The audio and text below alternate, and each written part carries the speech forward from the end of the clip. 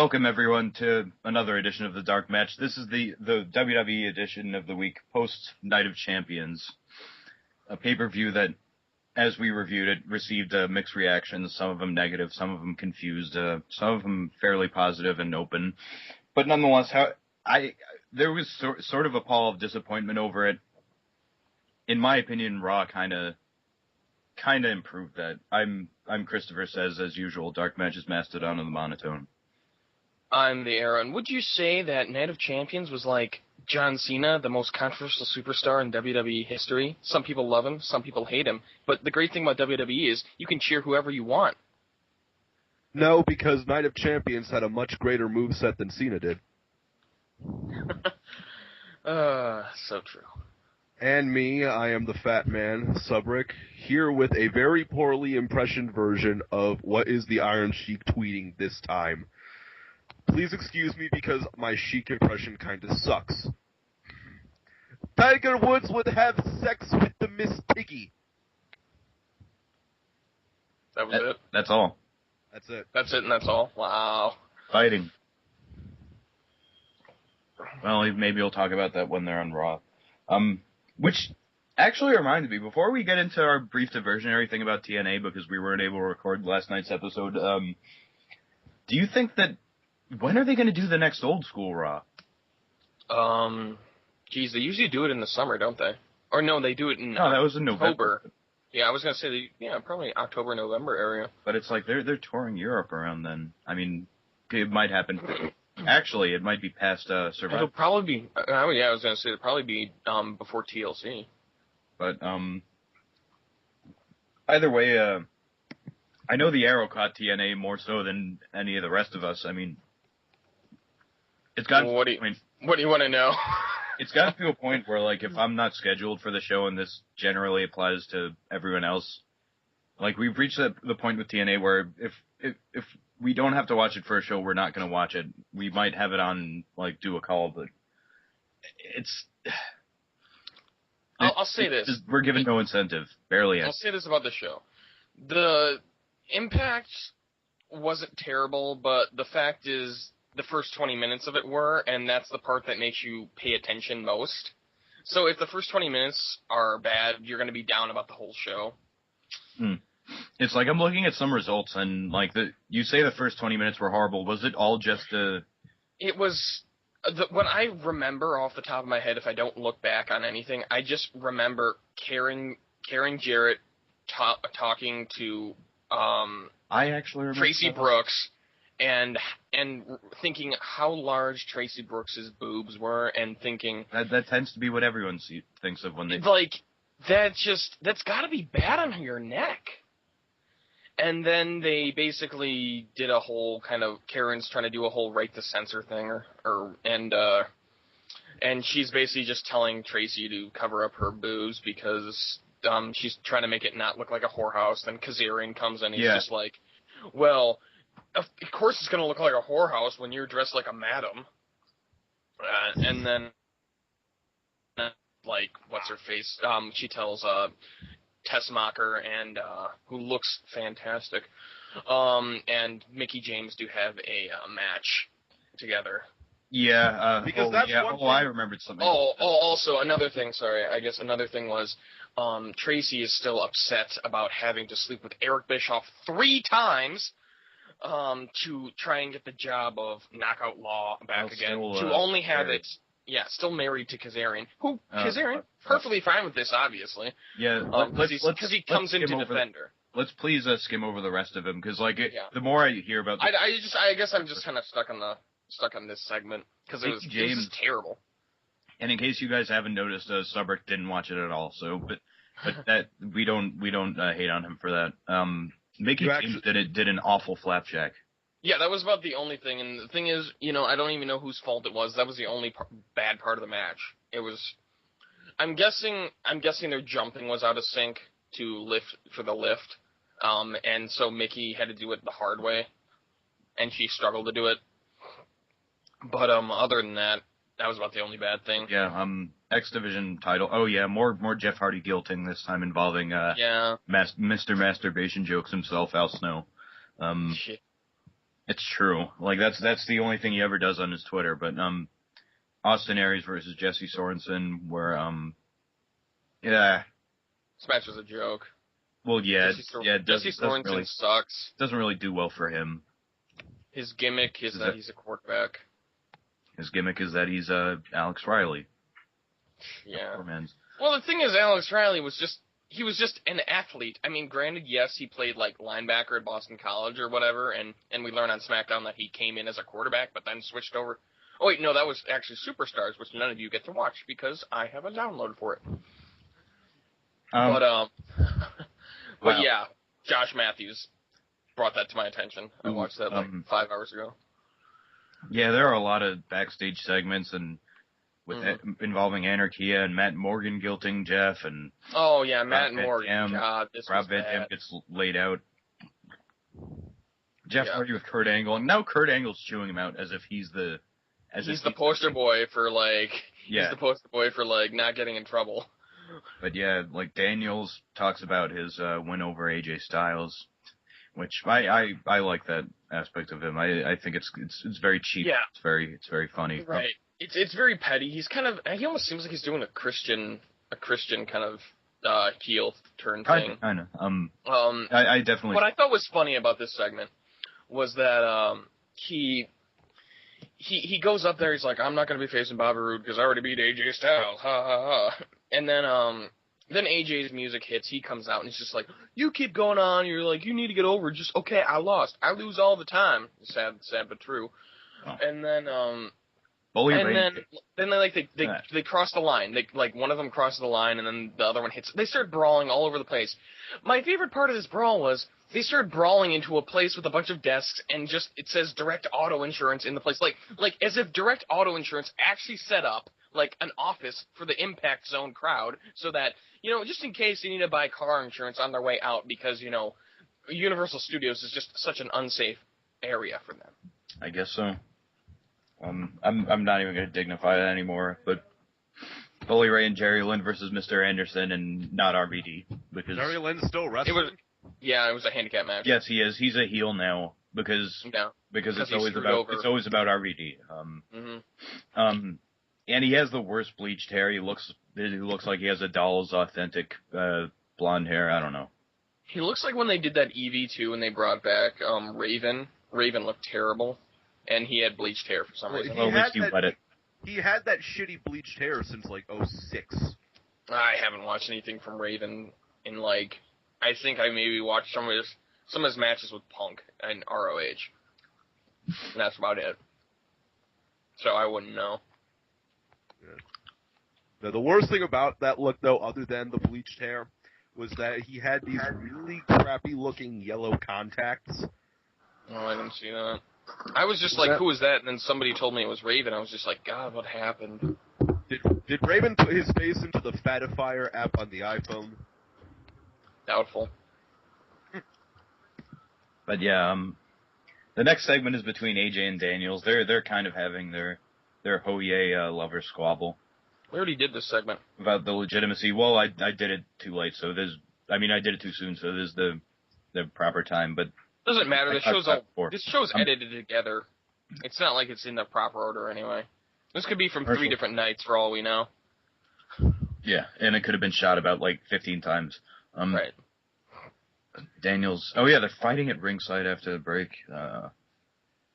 Frankie Kazarian. Oh yeah, I guess Daniels turned full heel. I wish I didn't miss that, but yeah, like I said, nothing special they brought around the Impact Zone, and then they went into the Direct Auto Insurance booth. Talk about Kurt Angle versus James Storm as the main event, because like that, I'm sure would have been all right. It shouldn't have been a main event because James Storm's working injured, and he really needs to get surgery.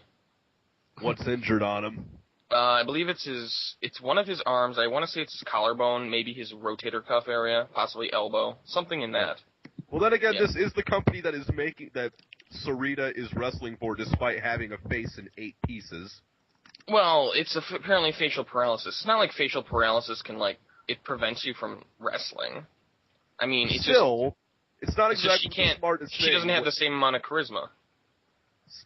Still, it's not exactly the smartest thing when you have a facial paralysis. When you have facial paralysis to, be getting hit in the head. All I'm saying is nobody is forcing her to go out there. All right, guys, we should probably move back onto the WWE the more we get stuck in this. Needless to say, Sarita's mask is shit, but there's really nothing else they could do if they want to keep giving her money. Right. Well, and she wants to keep going, but yeah. What? But so Raw, it's held tonight in Ohio, I believe. Yeah, it was. Honestly, it was Cleveland.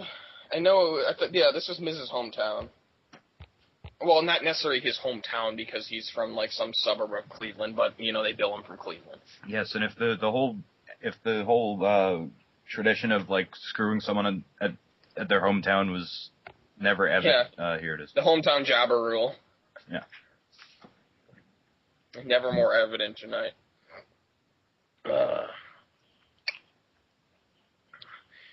But we open the show with everyone's favorite guy all of a sudden, because it wasn't cool years ago.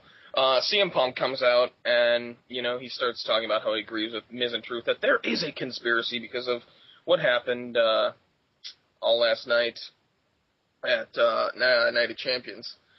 And then, of course, before he's done, Triple H's music interrupts him, and of course, Punk likes to get in the line once the Triple H gets in the ring. I wasn't finished.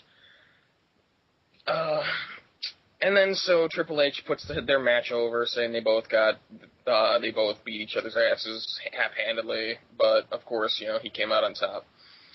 And then they finally get back to the thing that started this whole thing, the two champions stuff, and then he's just like, oh, you're gonna get your rematch, congratulations, about time. And it's gonna be a triple threat match at Hell in a Cell, which I guess with 2 weeks left, with 2 weeks in between pay-per-views, didn't they only set up world title matches on both shows? Yeah. I think, they didn't even set up the Divas match, which I don't even know if they're going to do. Why don't you just leave Natalya? Hopefully not. Well, no, there won't be a Hell in a Cell match for the Divas, but there will be another card, like an entire card. It has to be Hell in a Cell match. The thing with that, though, is no one is going to take the Divas of Doom thing seriously anymore after Beth squashed got twice, and then Beth got squashed to Eve on Raw. No, it wasn't squashed. But they lost twice due to roll-ups, even though after the matches, Kelly and Eve were running away. So, like, how much? King is screaming. I know. How much can you drive the point home that they think that they're being sold short and like blah blah blah. Right. Also, I think there's the faces have the heat, which is not the way it's supposed to be. Well, they did in Buffalo, but that's because no. The Night of Champions. Night of Champions was in Buffalo, wasn't it? Yeah. Also on Monday they were hated. Friday, Kelly and Eve were hated. Like, people want to see Beth and Natalya. But okay, we'll get back to that when we touch upon it. But nonetheless, like I have no problem with the match being set up. I like the idea of a triple threat between Del Rio, Punk, and Cena. I just hate that they're trying to they're trying to push this never been done before aspect of it, where it's just like, I get it, it's a triple threat match. But the fear I have there is they're not going to have a lot of three-man spots. It's going to be one guy resting out on the floor, two guys going at it, and then maybe occasionally the same guys thing. in the ring. But if it was 8 years ago, we could probably expect something more spectacular. We'd get the Armageddon. We'd get the Armageddon again. 6-man Hell in a Cell. That's like I don't have like the Hell in a Cell stiff is very arbitrary these days. It's certainly like during Orton and Sheamus, and it. As it was during Undertaker and Kane. Not a lot of utilization, but those were some of the worst Hell in a Cell matches. Didn't Sheamus and Orton have one? Yeah, that's what as I just. Oh, okay, sorry. I thought for some reason I was thinking last year it wasn't between Orton and Sheamus.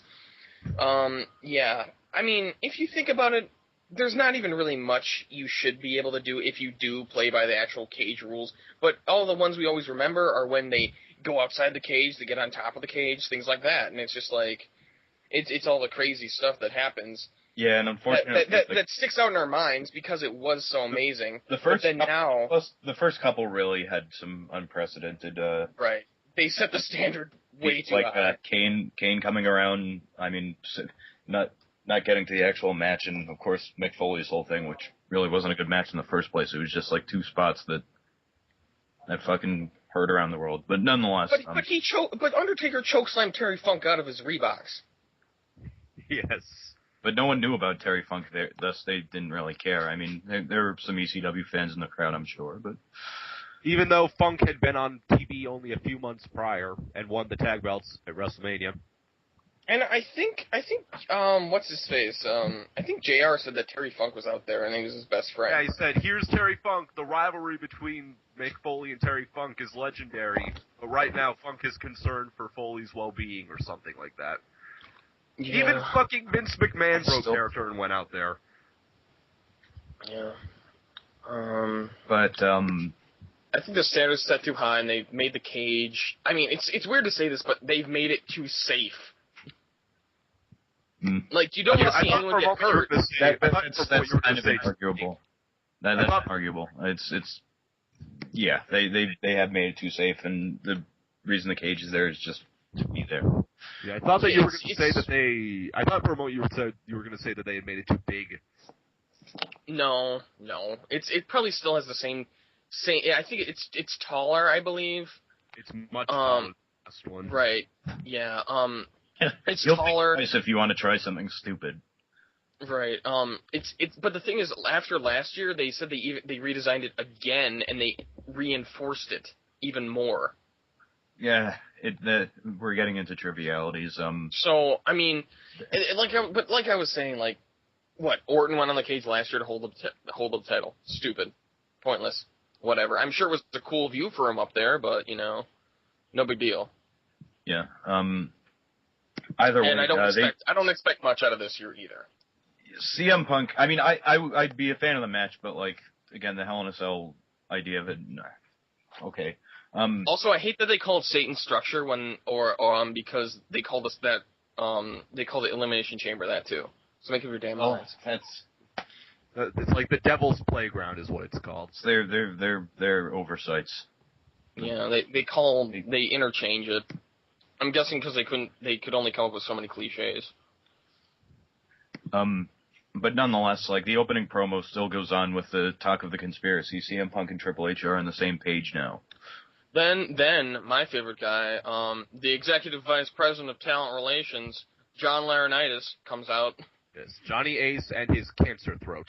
I think Michael Cole referred to him as Johnny Laurinaitis on he did. SmackDown. He did. Yeah. I will laugh if at the culmination of all of this, CM Punk's big attack on Johnny Ace is bringing out a skateboard and hitting him with it. Oh, there have been enough jokes. I thought he was going to bring up Baba's wife. Oh. Yeah. Or Shane Douglas. Well, she is probably as small as a skateboard. But, nonetheless, John Laurinaitis pretty much says, fuck Kevin Nash, fuck the contrivances, I'm just going to fire CM Punk right on the spot. Triple H overruled. Right. The thing that I thought was just so blatantly obvious, like, the thing is they're making it too obvious that John Laurinaitis is the guy doing all this stuff. Like, you see him doing all the shady stuff, and then every time Punk is trying to, like, he's getting too close, it's just like John Laurinaitis is there to say, it's just like, no, you shut up. No, hold your mouth. No, okay, you're fired. It's spelling it out and it's making it way too obvious. There's no speculation. Like, they had that great opportunity with the mysterious text message, and then we find out in the lamest way that Kevin Nash sent a text message to himself. Yeah, that was a very bad resolution to that, which really they shouldn't have wrapped that up anyway. It's just like I mean, we could have had Kevin Nash as an option. We could have had John Laurinaitis. We could have had Stephanie, because she was there for some reason. I mean, it was cool that way they brought her back but it was only like for 3 weeks, or not even 3 weeks, shows. on a couple of other forums that I lurk on, I've seen people speculate that Vince was the one who sent the text. Yeah. Could have been Vince, and hell, it could have even been Triple H, just being a liar pants. Yeah. And actually, in terms of this segment, my personal favorite little moment of it was right after Johnny Ace fires Punk. Punk has his, shit-eating smirk on his face, and Triple H is like, "No, you're not fired." Crowd cheers. Punk waves his arms in joking victory. Yeah. Punk. Cue Final Fantasy fanfare, but shit. Oh yeah, Triple H says he's like I'm the only one who does the firing around here, but by the end of tonight, someone's gonna get fired. Chekhov's gun right there. He walks away and the segment ends. So I guess it kind of ends on his word. Did you guys notice if CM Punk did anything to sort of make fun of John Laurinaitis back in the ring, or? Because I'd figure that would be the operative time for him to slip in something. Did he make fun of his voice, or was that Cena? Yeah, he said, "You're the executive vice president of talent relations." Yeah, I think that's about all he did. Unless, of course, there was something even I didn't catch. But yeah, Jim Ross talks about how he's going to interview the new World Heavyweight Champion, Mark Henry. That should go over well. Yeah, I'll just suffice it to say that promo's hurting me. But the next match is an 8-man tag: Otunga Cuddy, Barrett, and Christian versus Air Boom, Sheamus, and Justin Gabriel. Oh. I'm guessing they're starting a feud with Gabriel and Wade because they got nothing better to do, and they had an unannounced face turn for Gabriel. Yeah. Unannounced? He's been a face. He's been a face for a month, but there was nothing built up to it. It was just him and Slater split before Money in the Bank, and then they were both heelish. To be the face from the start after that group split. His last name is Gabriel. He better be the face. You thought that there was a possibility that Heath Slater could have come out of that the baby face? No, but I expected them both to be heels. Let's say Otunga Cuddy split. Neither of them are worthy of being a face. Well, it's certainly better than Heath Slater's current reactions from the crowd, namely none. Actually, it's go away Heat, but whatever.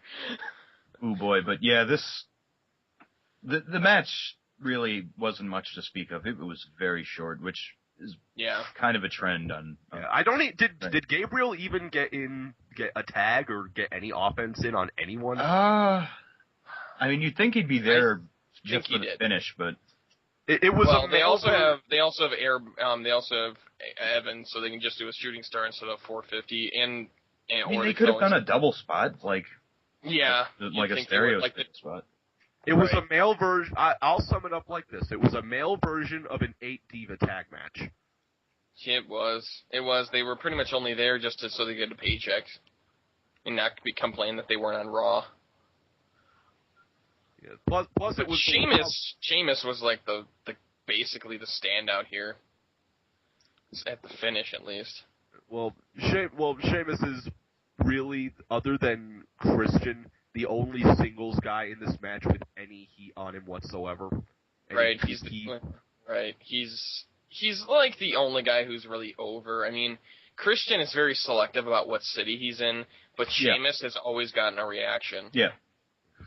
And Air Boom, they're Air Boom. They're starting on. I think there's going to be a little progress with them. Mm-hmm. It's going to take a while. Yeah, I mean, they made the right call in Night of Champions by having them win. I really hope they stick with them. I just hate Evans tights. They'll have multiple colors. Yeah, you know what they're going to be? Yellow. Yellow and light green. Yellow, light green, and possibly they'll have the tropical punch red variation. They'll have the orange peach mango variation. Basically, Skittles? Their tights are the Air Boom Tropics. Yeah, they're the wrestling type version of a tropical drink. Yeah. Because they're really fruity. Put 'em tish. Probably the best part of this match, I'd say, is when Sheamus hit Otunga with the Razor's Edge. Yeah, because nobody likes Otunga. He's basically like Heath Slater times 10. Well, except for they're actually on equal footing in my opinion. Like I really can't like say why one is worse, but they're both pretty shit. I think in WWE 12, Slater has a higher overall. Why? Because Otunga has like the lowest of all the male wrestlers. Even McGillicuddy has a higher overall, whether it be one. They give him the weirdest bone structure also, and that. But that's what he gets for shaving Raw into his hair.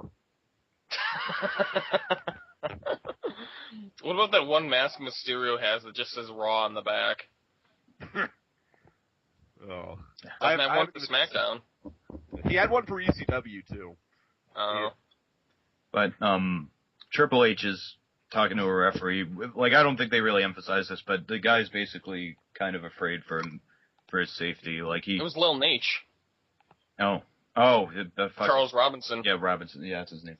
If that basically since the Miz and R-Truth were fucking with refs, he doesn't want to be in a ring in this kind of environment. And at that, Triple H tells him, he's like, tell the Miz and R-Truth I want to see them. There. Yeah, first thing, and then of course right before commercial they cut to Miz and Truth arriving, together, because they shouldn't have been there at Showtime. Well, nonetheless, after that, I just hate these things where they have guys showing they're entering now, because we know that guys in the locker room, they can just show up whenever they want. I mean, TNA is a victim of this all the time. Well, I guess they're a perpetrator actually more than a victim, But yeah, I haven't. Yeah, this is probably the first time you've seen that in Raw in a long time. I can understand if you're doing it for like an official, like say Vince, because Vince did it all the time. Vince, I can understand it. But a guy like a wrestler on the roster who has no other business than to entertain, I guess. I don't get it. I just don't like it because I think it promotes tardiness, and that's just not right. But Del Rio joins the backstage area and accuses Triple H of being the worst CEO ever, and he wants Vince McMahon back. And to this, Vince went ape shit and cut a promo on everyone after after Raw went off air because he was pissed that they mentioned him, and he thought that it was a secret that Vince was going to come back eventually. Yeah. If anyone spoiled it for the few people, for like the 8 people that did not know what the end of this story was going to be, 8 people Vince did. did. Enough or young enough to really believe that Vince is no longer involved with the company. Right. People. They're the ones who believed X-Pac's tweet was true. Which one? The one where he said that Vince stepping down was real. Oh. Well, I mean, the thing is with him mentioning his name. Firstly, WWE changes their stuff before TV all the time, so that doesn't mean anything.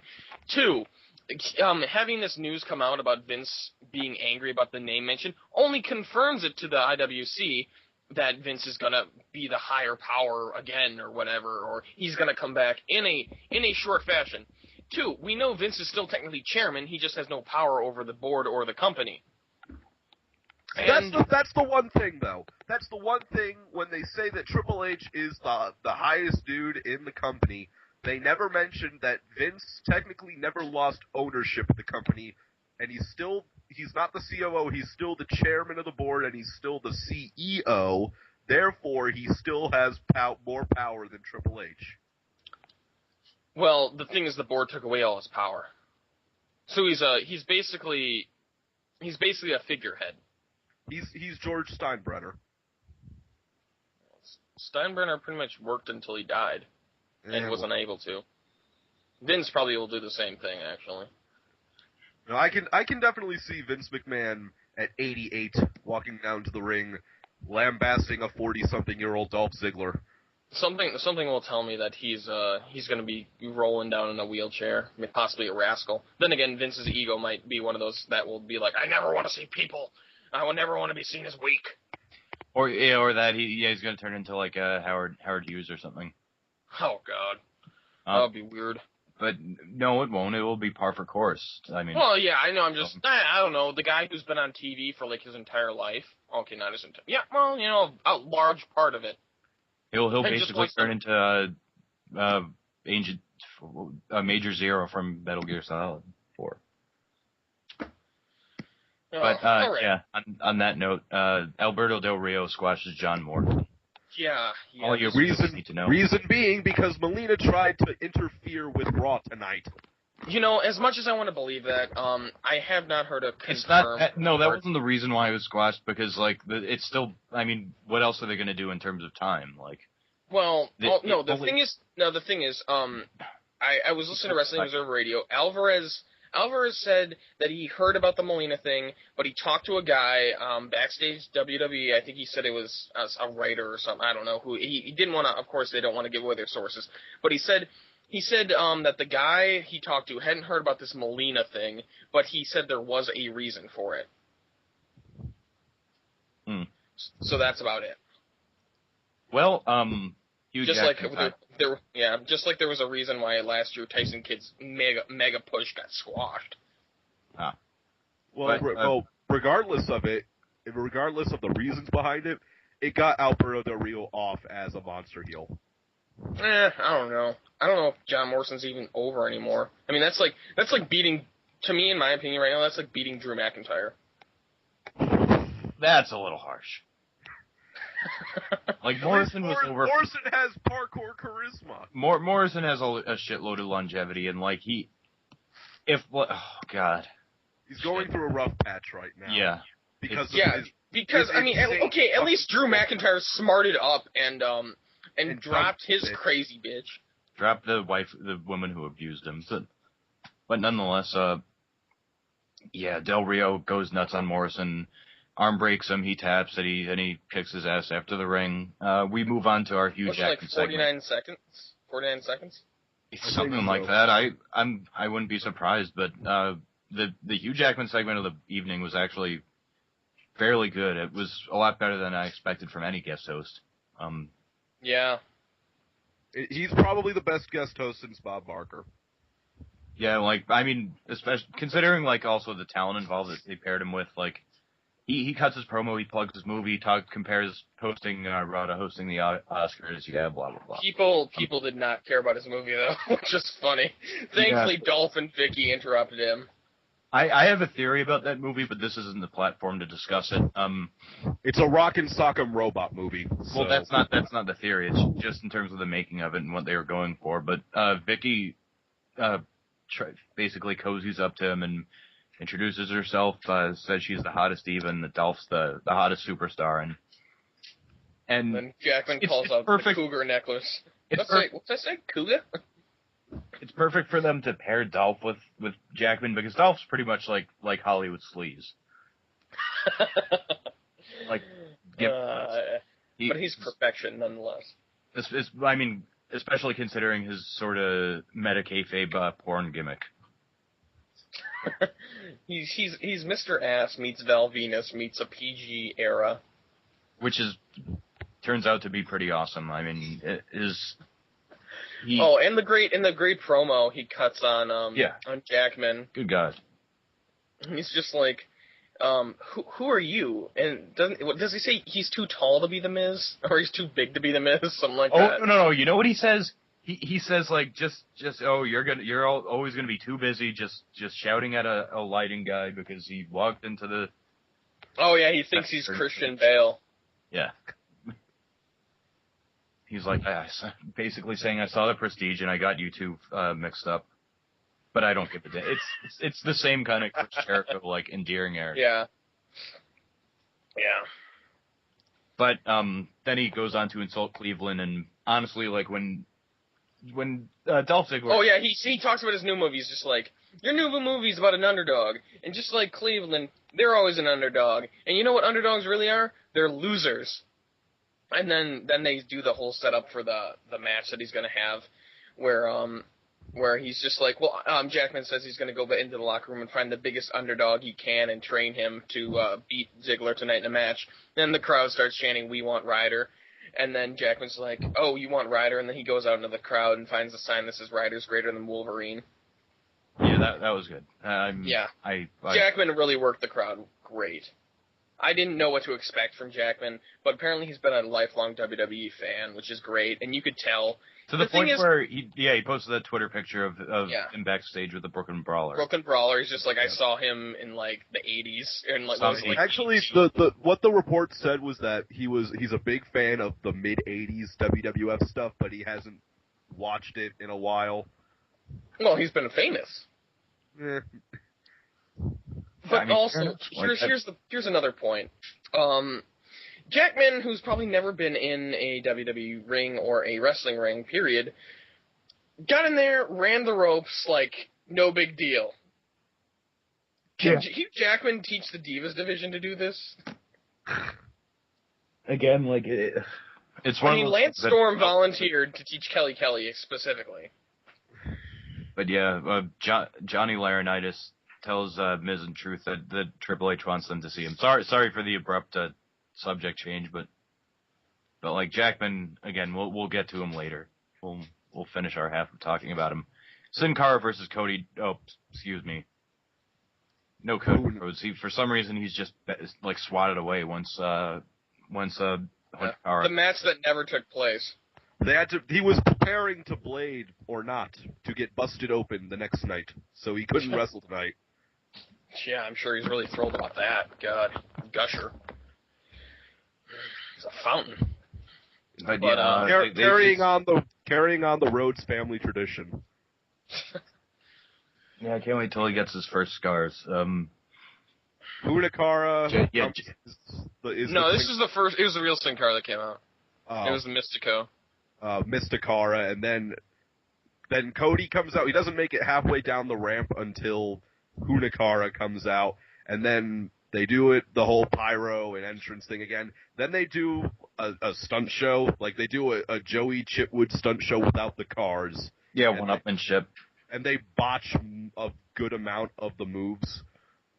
Mm-hmm. I guess Mystico is like a cone of botch. Right, it's funny because he's the walking botchamania. Right, WWE doesn't like Mystico because he acts too arrogant, which is funny because that's what they want out of him. And because which is also funny. And they wanted to be a star. Funny because they really can't understand what he's saying. Like right, and then they don't like Hunico because of his poor matches, essentially. Poor matches. Which he wrestles just fine. Yeah, I know. I guess they don't think he does enough, like, high spots or something. I don't know. And there was that really bad match with Heath Slater. I think they still is in fresh memory that they had to retape 3 times. Whatever. We've established that Sin Cara and Sin Cara are feuding. I would love to have a Hell in a Cell match between them two, just to see what they'll do with it. Probably nothing. Yeah, I mean, that'd be cool. I mean, actually, I think John Morrison and Hell in a Cell would be cool if they could get him to do the parkour crap. If he could do like a wall run off of the cage or something. Yeah, maybe they need to put some adhesive on his feet. Stick him. Something like that. But the backstage segment between Triple H and Miz and R-Truth is occurring, and it's rare that you ever see like such build up to a backstage segment, because it's like having 2 other promos is fairly unprecedented these days to lead up to another promo. Basically, R-Truth and Miz are apologetic, probably because they were told beforehand that they'd be slapped with a $250,000 fine each. Well, didn't he he said he accepted their apology and was going to fine them $250,000 right there in this promo. Yeah. Because this is the Triple H, and Triple H is the only one who can fine him or whatever. Yeah. Yeah, when Johnny Ace told them when they got there, they were already acting incredibly remorseful. Yeah. That's basically where I got the I think as heels, that would be the perfect thing for them to do. Is like do the Schnitzky. It wasn't my fault. That's a big fine on. But Triple H books a match, Awesome Truth versus CM Punk and John Cena. For losing a tag title match, they've kind of escalated. They didn't even have a main event set until this moment. And actually, don't you think it's kind of hypocritical of Triple H to so harshly punish Truth and Miz for attacking referees when one of Triple H's old gimmicks back in 2000 was to attack the referee. He's moved on. Yeah. Still, I don't think Earl Hebner would be very happy with it.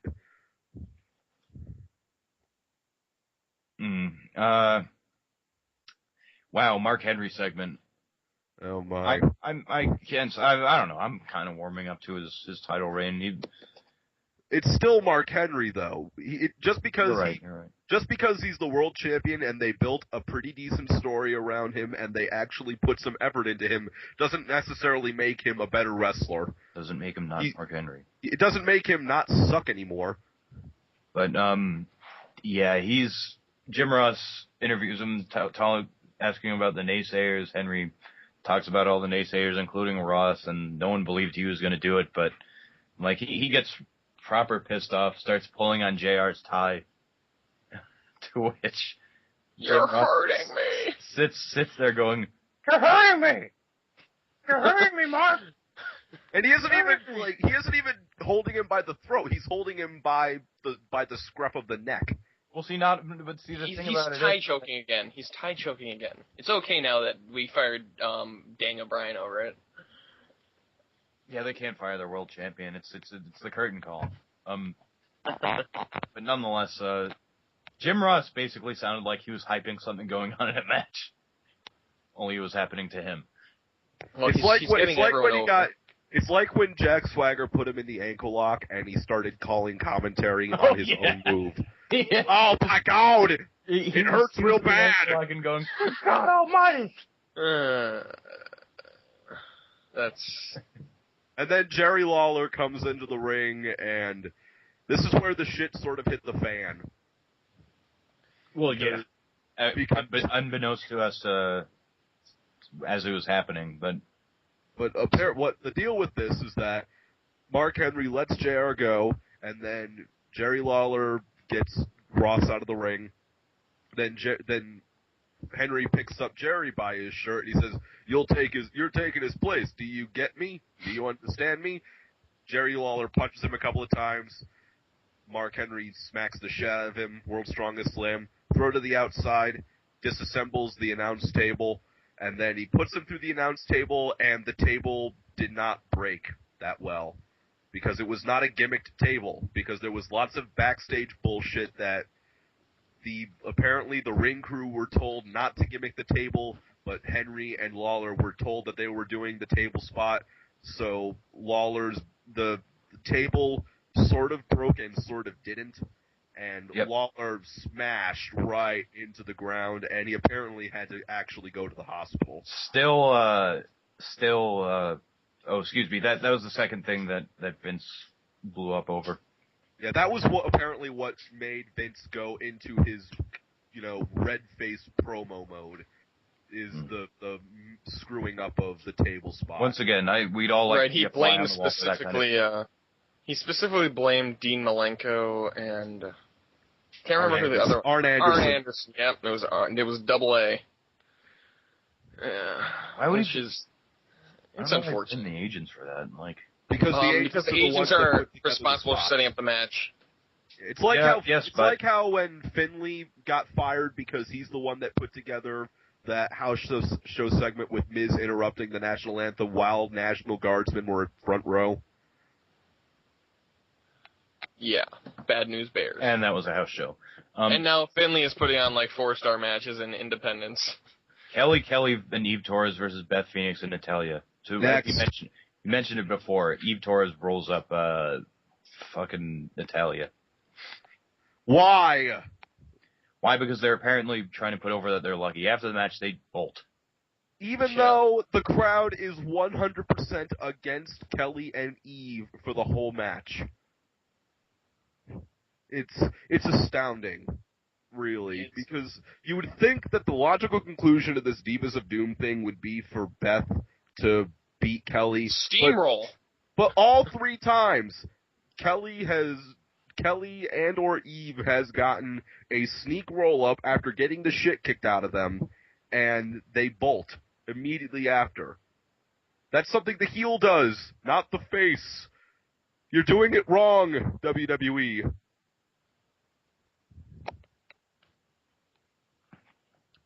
But yes, Hugh Jackman's talking to Zack Ryder.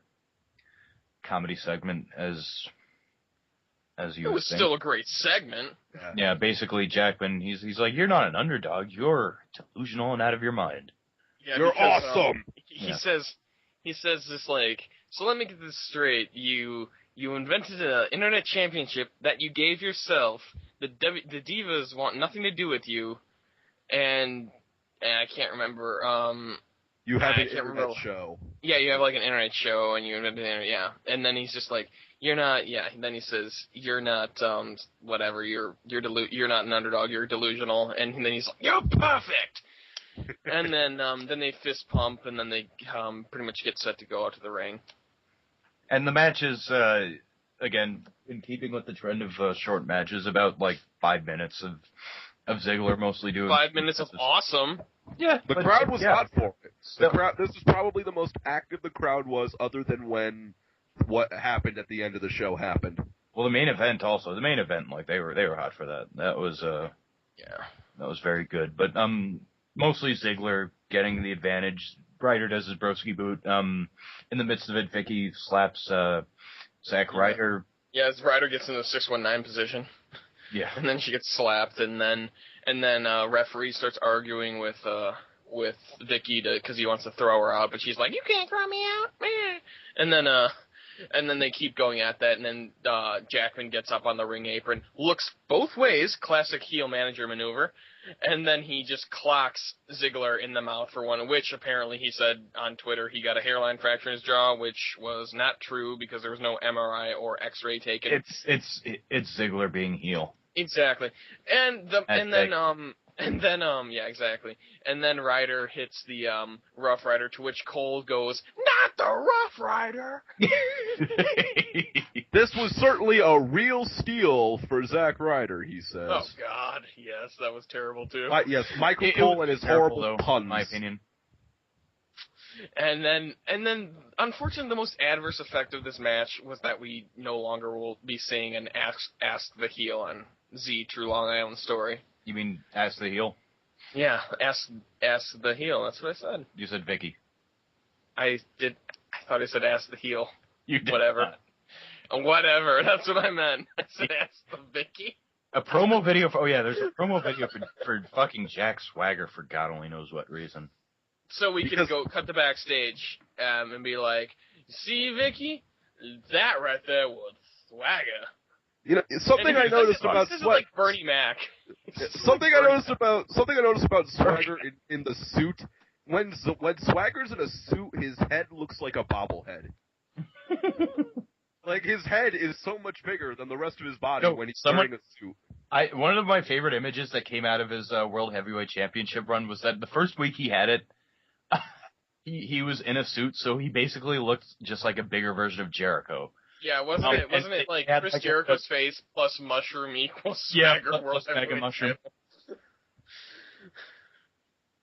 That was an awesome image. But CM Punk and John Cena, yes, they're talking about making history with matches and Del Rio at Hell in a Cell, and how Cena reminds us that someone's getting fired and it would suck if it was Punk.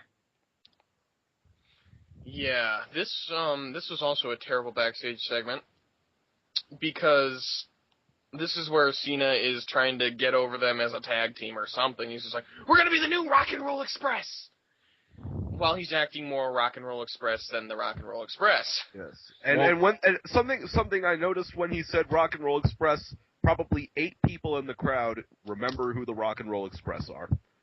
Right.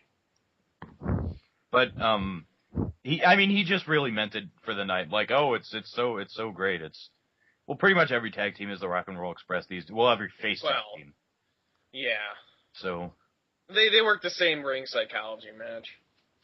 But every tag team match since the Rock and Roll Express has had the same psychology.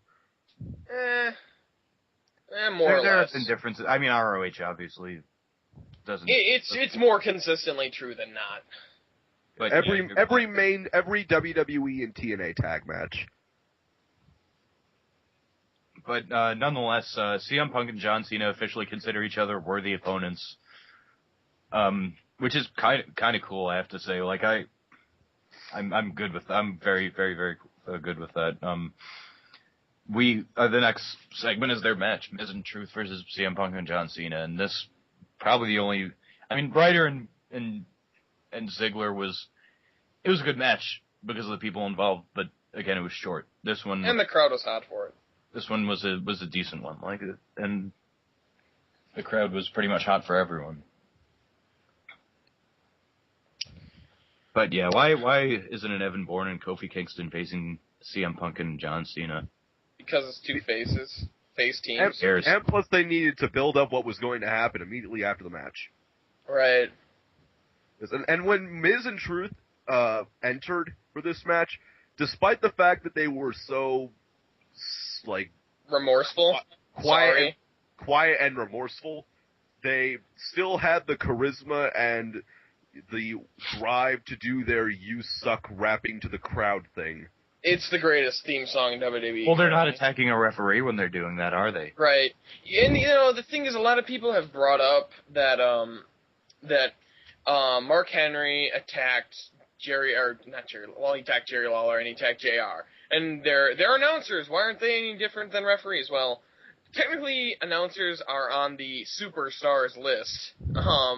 So in my opinion, that means they can go get in the ring and do things like that. It's a little different. Referees are listed on a completely separate roster on their website, so they're held to a different set of whatever. Also, Mike Chioda's 30-day suspension is just up now. So, I mean, I think there is a small difference, albeit a technical difference and kind of a nitpicky one, but it is a difference nonetheless. Yeah. Yeah, in terms of the match itself, it was pretty good. Yeah, you get to see Cena and Punk do double team spots, such as the double hip toss they did towards the beginning. Yeah, I love that they're bringing back tag team double team moves. Yeah, they're very weak in this right now, but they're okay. Yeah, they need to have a start, at least they're right now. They're pretty much just on they're on backbreaker, elbow drop or fist drop or whatever. Yes. I personally want to see someone do. I completely forget who did it. The only ones I remember doing it on certain occasions was Head Cheese back in 2000. It's the backbreaker into the top rope leg drop. Yeah. I think I saw that in a Chikara show a while back. You like in Punk and Cena's case, you could have a gutbuster to a diving leg drop, but that. Right. But that, I don't know if they're not a permanent team, but nonetheless, quite notably, CM Punk was the one with the hot tag. Yeah, and the crowd went nuts. For the people who are usually much more over. And I must stress for the multiple, I don't even remember how many week in a row, pretty much since they started this, the CM Punk John Cena stuff, Cena had got, once again, a completely split down the line reaction from the crowd. The crowd wasn't dead like they were for the Go Home show for Night of Champions, but they were at times booing Cena more than they were cheering him. I don't know. I haven't really noticed too dramatic a difference. Believe me, when I go to I will definitely note when I go to Survivor Series. I'll note the reaction that Cena gets and try to shield my ears from the fucking enormous reaction that The Rock is gonna get. Yeah, well, I'm gonna be there too, so expect me to be one of the people booing Cena. Okay. Yeah, I have to imagine that MSG is just gonna blow up and hate him. It's New York City is a super smarky area for wrestling. Yeah. Yes, but he's still over pretty much anywhere he goes. It's not like the crowd is full of just smarks.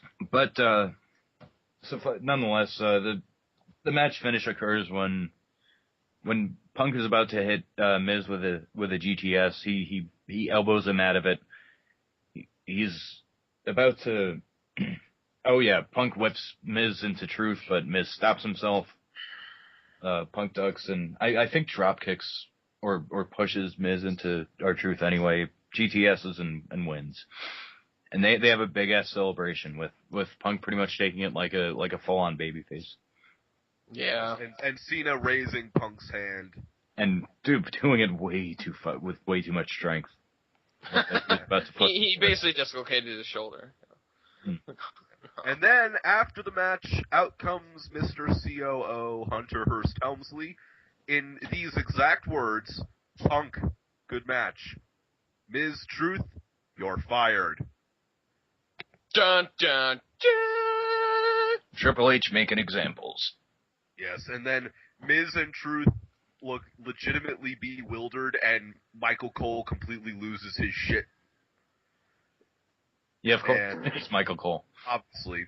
Like, you fined them $250,000, accepted their apology. How can they do this? How can he do this? How can Triple H do this? Because he has the power to, Michael Cole?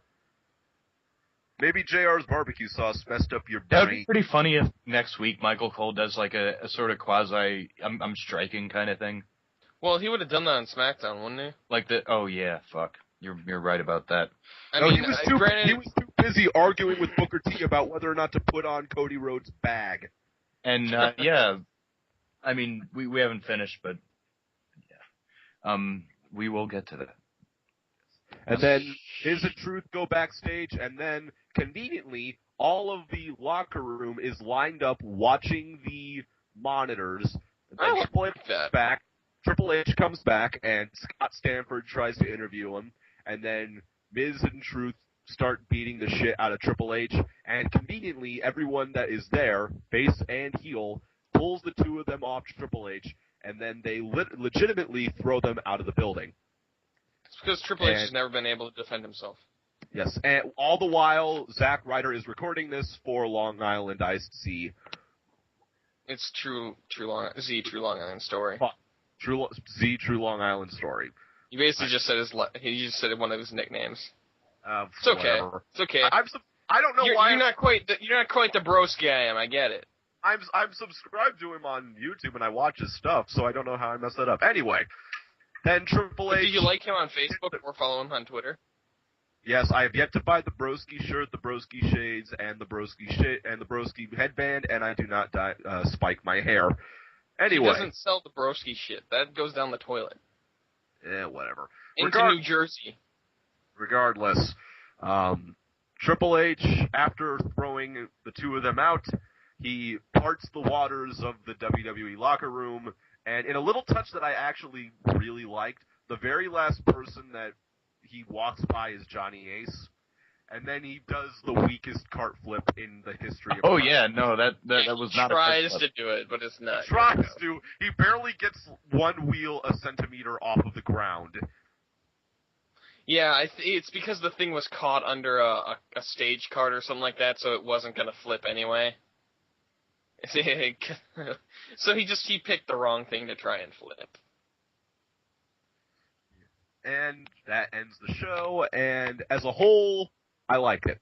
The matches were a bit too short and a bit too squashy, but other than that, the main event was very good, and the crowd was very into it.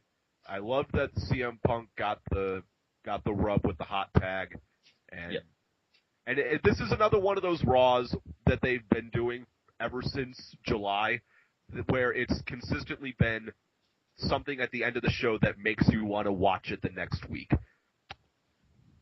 I agree. Yeah. The only Raw since July that has not made me feel like that was most of the Night of Champions Go Home show, just because of how fucking dull it was.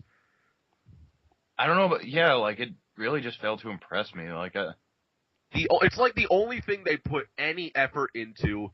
When actually, and firstly though, I think that part of the problem with that was that the crowd is that Ottawa isn't necessarily the best place for crowd reactions, and they weren't into about 90% of the show. Wait, Night of Champions?